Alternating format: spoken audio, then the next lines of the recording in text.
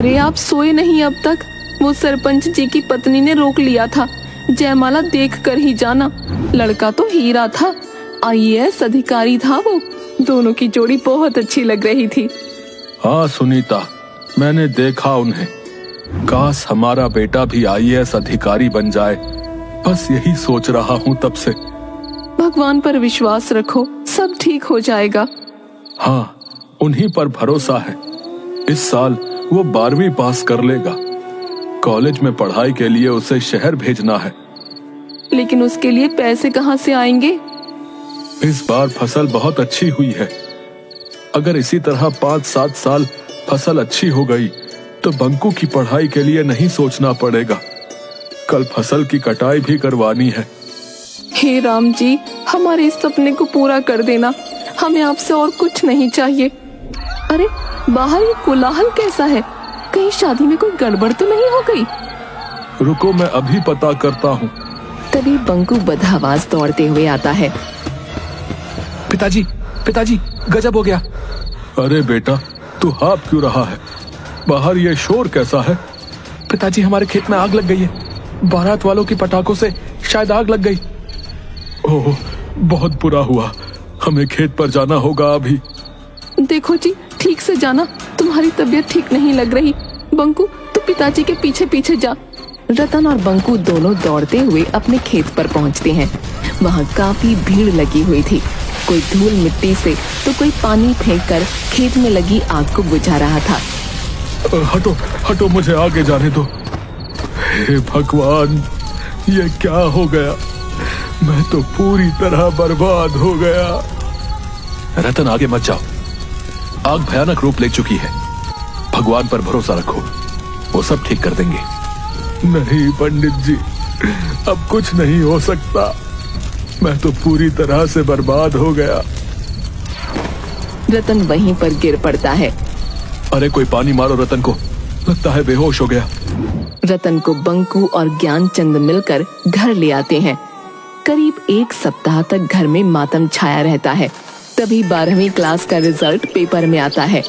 बंकू का दोस्त दीपू दौड़ता हुआ रतन के घर आता है। बंकू, रिजल्ट आ गया है। हम दोनों फर्स्ट डिवीजन से पास हो गए हैं। हुर्रे! क्या मैं पास हो गया? पिताजी, मैं फर्स्ट डिवीजन से पास हो गया। शाबाश बेटा, तुमसे मुझे यही उम्मीद थी। चाहे कितना भी कर्ज लेना पड़े, मैं तुम्हें आगे की पढ़ाई के लिए शहर भेजूंगा। माँ, मैं पास हो गया। माँ, जुग जुग जियो बेटा, भगवान सदा इसी तरह तुम पर कृपा बनाए रखें। रात में सोते वक्त बंकू की आगे की पढ़ाई के बारे में क्या सोचा है आपने? हमारे पास तो खाने के लिए भी पैसे नहीं है, फिर उसका शहर में पढ़ाई का खर्च कहाँ से आएगा? अपना खेत गिरवी रख देंगे। क्या? अगर खेत गिरवी रख दोगे तो खेती कहाँ करोगे? पैसे कैसे चुकाओगे और हम खाएंगे क्या? शहर जाकर मजदूरी करेंगे। दूसरे दिन रतन सेठ करोड़ी मल के पास जाता है।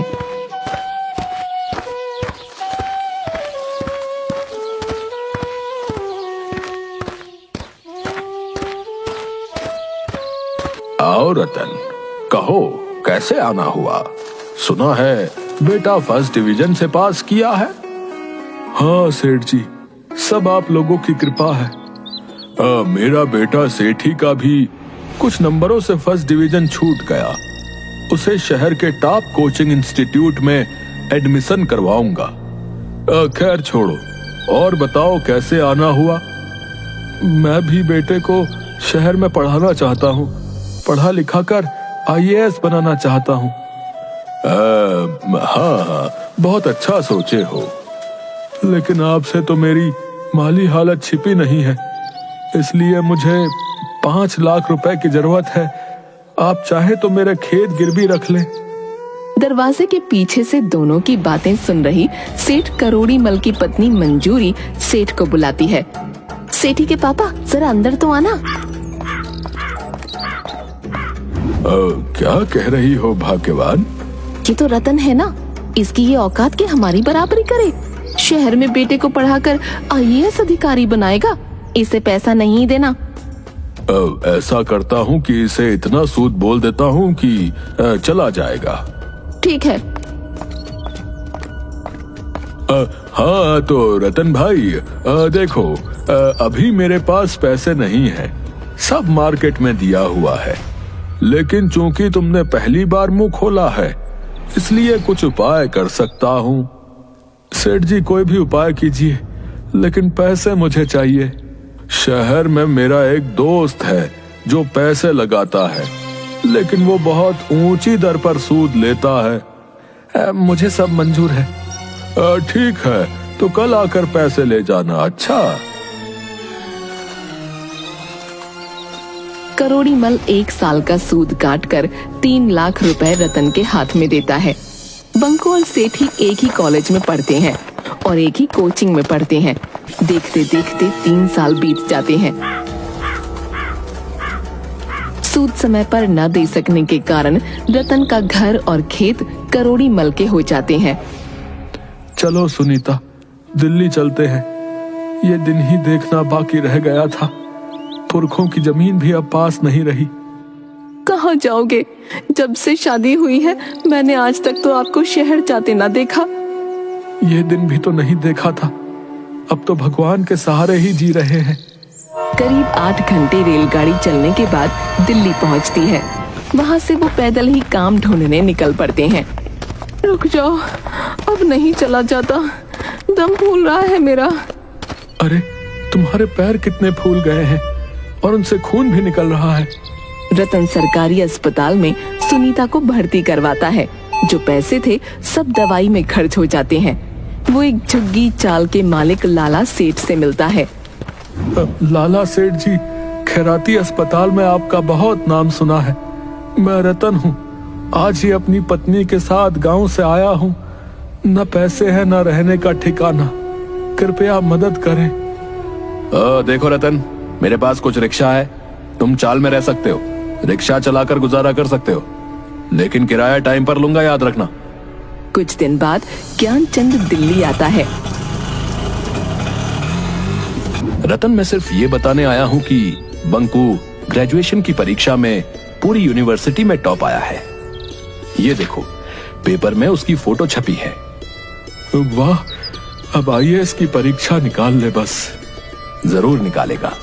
मैं दीपू से मिलने जा रहा हूँ, सोचा तुम्हें भी लेते चलूं। इधर सेठी को चाय दुकान पर एक धूर्त पंडित चूरन दास मिल जाते हैं। चूरन दास चाय वाले से सेठी का पूरा डिटेल जान लेता है। क्यों बच्चा, एक हाथ में सिगरेट, दूसरे में चाय का गिलास, लगता है तुमने परीक्षा नहीं किया है पास।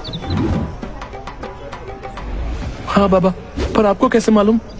दिव्य दृष्टि बेटा, मेरे पास दिव्य दृष्टि है जो तुम्हारा भूत, वर्तमान और भविष्य तीनों देख सकती है। अच्छा, तो मेरे बारे में और क्या देख रही है आपकी दिव्य दृष्टि?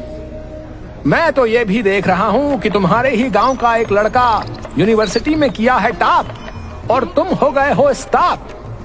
तुम्हें सता रहा है बाप का डर, जी कर रहा है कि जाए मर। बाबा, आप तो अंतर्यामी हो, मुझे बचा लो। मैंने पापा का लाखों रुपया फूंक दिया है। आप मुझे बचा लो, आप मुझे पापा से बचा लो। आप जितना कहोगे उतने रुपए दूंगा। ठीक है, लेकिन इसके लिए तुम्हें अपने घर परिवार के बारे में हर छोटी बड़ी चीज मुझे बतानी होगी। ठीक है, मैं A to Z बताऊंगा, लेकिन मुझे पापा की डांट से बचा लो बस। ठीक है, तो मैं भी वादा करता हूँ कि तुम्हें डांट तो दूर, तुम्हारी आरती उतारी जाएगी। लगभग 1 सप्ताह तक सेठी से उसके घर परिवार के बारे में सब कुछ उगलवा कर सेठी के साथ बाबा चूर्णदास उसके घर पहुंचते हैं। पापा, ये बहुत पहुंचे हुए बाबा है, बहुत रिक्वेस्ट करने पर हमारे साथ आए हैं। देख लो मंजूरी, तुम्हारा बेटा किसी भी सड़क छाप पंडित को बाबा समझकर अपने घर ले आता है। जाओ उसे कुछ पैसे देकर भगा दो। बहुत देखे ऐसे फकीर बाबा। तभी बाहर बैठा चूरन दास बोलता है, अलख निरंजन, कहाँ गया मेरा युवा दास? तेरे पिताजी को मुझ पर नहीं है विश्वास। जा रहा है बाबा, जल्द होगा इस घर का सत्यानाश। प्रणाम बाबा। अरे बाबा मत जाइए, इनका तो काम ही है बकबक करना, सठिया गए हैं ये। तुम बड़े घर की हो बेटी इकलौती, शादी के वक्त करोड़ी के पास था बस 2 जोड़ा धोती। तुम्हारे पिता का देखता था ये कारोबार, उन्हें जेल जाने से बचाया था कई बार। महाराज आप तो सर्वज्ञानी हैं, अंदर चलिए ना महाराज, पहले कुछ खा पी लीजिए, तब उपाय बताइएगा विपत्ति से निकलने का। नहीं बालिके, बाबा का हुआ है यहाँ अपमान, नहीं करेगा बाबा यहाँ खान पान। तेरा पति उड़ाया है मेरी खिल्ली, हाल ही में गया था जब दिल्ली, तो इसकी गाड़ी से मर गई थी काली बिल्ली। इतना सुनते ही करोड़ी मल घबरा जाता है और बाबा के चरणों में गिर पड़ता है। बाबा मुझे माफ कर दो, बाबा मुझसे गलती हो गई, मैं आपको नहीं पहचान पाया, क्षमा कर दो बाबा। उठो भक्त, क्या तेरा और क्या मेरा, जहां जागा वहीं सवेरा। तुम लोगों पर है 7.5, करना होगा दान 1 हाथी, तब जाकर मिटेगा घर से कलेश और तेरा बेटा बनेगा IAS। 1 हाथी की कीमत 31 लाख रुपए होती है बाबा, कोई कम का उपाय बताओ। नहीं बाबा आप उपाय कीजिए, पैसों की चिंता मत कीजिए, ये तो सठिया गए हैं। बेटा IAS बनेगा तो करोड़ों मिलेंगे दहेज में, ये नहीं समझ आ रहा इन्हें। ठीक है बालिके। आग में लाल मिर्च जलाकर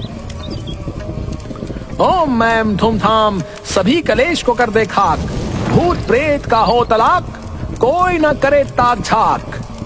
कटा आलू निकला 4 फांक, घर के चारों कोनों में रख दो, लाल कपड़ों में इसको झांक। चूरनदास 31 लाख रुपए लेकर चंपत हो जाता है। 1 साल बीत जाता है। सेठ को व्यापार में 2 करोड़ का नुकसान हो जाता है। जमीन मकान सब गिरवी रखा जाता है। उधर रतन दिल्ली जाकर रिक्शा चलाने लगता है। बंकू भी IAS का इंटरव्यू देने के लिए दिल्ली गया होता है। रतन बंकू को अचानक अपनी ओर आता देख सकपका जाता है और रिक्शा दूसरी तरफ ले जाने लगता है। अरे रिक्शा वाले बाबा, कहाँ जा रहे हो? मुझे देर हो रही है, मेरा इंटरव्यू छूट जाएगा, ठंड में टाइम का पता नहीं चला। अब मुझे दूसरी जगह इमरजेंसी में जाना है बेटा, कोई दूसरी सवारी देख लो। इतनी ठंड में आपके अलावा कोई सवारी नहीं है यहाँ, मेरे माँ बाप का सपना टूट जाएगा बाबा, प्लीज हमें पहुँचा दो। रतन आसपास देखता है तो सच में वहाँ कोई सवारी नहीं थी। वो बंकू को रिक्शे पर बैठाकर तेजी से इंटरव्यू स्थल पर पहुँचा देता है। कितने पैसे हुए बाबा? जाओ बेटा, पहले इंटरव्यू दो, तुम मेरे बेटे जैसे ही हो।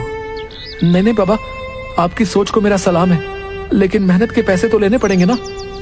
तभी अचानक हवा के कारण रतन के मुंह पर से कंबल हट जाता है। अरे पिताजी, आप? बेटा ये सब बाद में पूछना, ये एक लंबी कहानी है, पहले इंटरव्यू देकर आओ, मैं यहीं पर तुम्हें मिलूंगा। इंटरव्यू के बाद बंकू पिताजी के साथ एक झुग्गी झोपड़ी में पहुंचता है। धिक्कार है मुझ पर, मैं आपके खून पसीने की कमाई से ऐश के साथ पढ़ रहा था, अब मैं भी यहीं पर रहूंगा। माँ का है? वो कचरा चुनने गई होगी, आती ही होगी बेटा। थोड़ी देर में सुनीता एक बोरे में रद्दी कूड़े कचरे लिए पहुंचती है। माँ को फटे हाल में देख बंकू रोने लगता है। तू क्यों रोता है मेरे लाल, मत रो। मेरे चलते तुम लोगों का ये क्या हाल हो गया है? पिताजी, कल से मैं रिक्शा चलाऊंगा, वैसे भी रिजल्ट 1 महीने बाद आएगा। बंकू का अगले महीने रिजल्ट आता है। बंकू रिक्शा साइड पर न्यूज़पेपर खरीदता है।